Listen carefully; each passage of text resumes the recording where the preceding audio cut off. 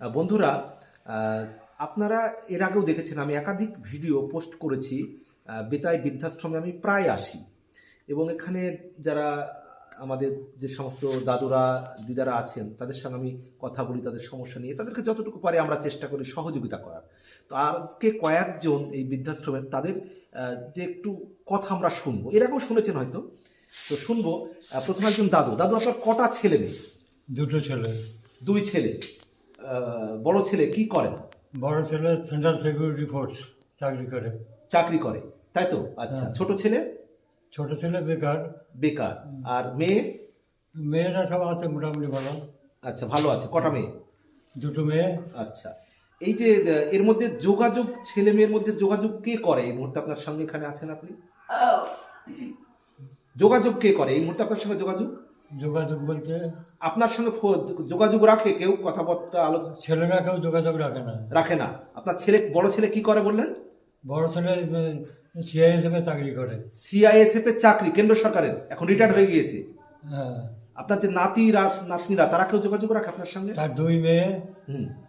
বড় মেয়ে এখন ফ্রান্সে পড়াশোনা করে। বড় মেয়ে ফ্রান্সে পড়াশোনা করে। আর আর ছোট মেয়ে আমেরিকায় ছিল, বোধহয় পাস করে চলে এসেছে।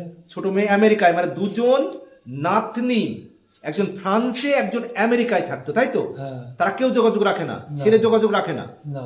আচ্ছা, বলুন তো দাদারা, দিদিরা, স্যার, ম্যাডাম, এই সমস্ত ছেলে মেয়ের শিক্ষা, এগুলো কি শিক্ষিত নাকি শিক্ষিত শিক্ষা নামের কলঙ্ক? তারা যাদের বাবা এইখানে আছে, ছেলে কেন্দ্র সরকার চাকরি করতো অথচ খোঁজ রাখে না, তার নাতনিরা এইখানে আছে, দাদু জেনেও তারা খোঁজ রাখে না।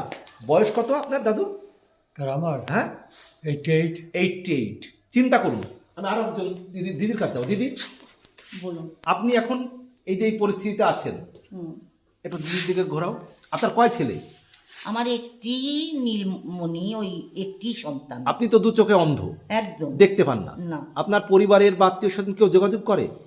না, এখনো অবধি আমার সঙ্গে কেউ যোগাযোগ করেনি। তার কারণ আমি অনেক দুঃখেই চলে এসেছি। হ্যাঁ, আমার সঙ্গে কেউ খারাপ ব্যবহার করেনি, কিন্তু আমি খুব দুঃখে চলে এসেছি। খুব দুঃখে চলে এসেছি। বলুন তারপরে।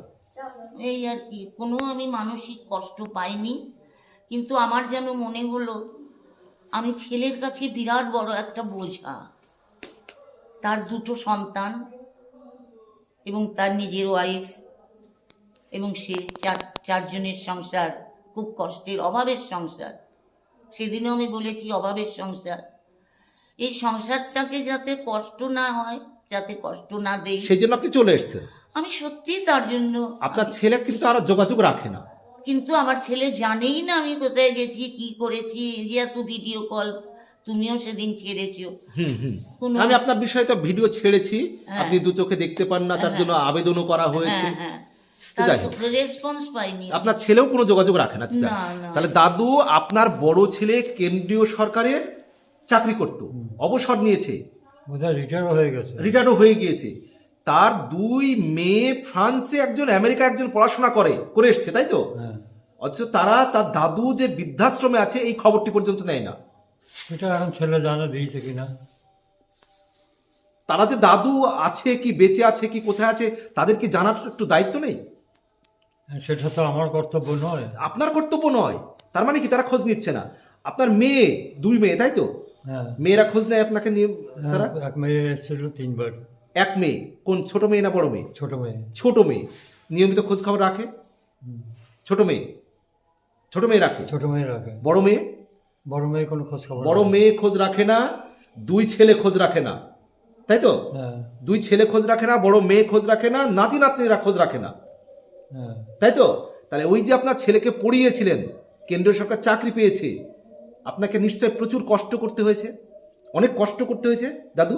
না, তাদের জন্য কিছু করিনি আমরা, এটাই। সত্যি সে তো অভিমানের কথা বলছেন, আপনি অনেক কষ্ট করেছেন, মাথার ঘাম পায়ে ফেলেছেন।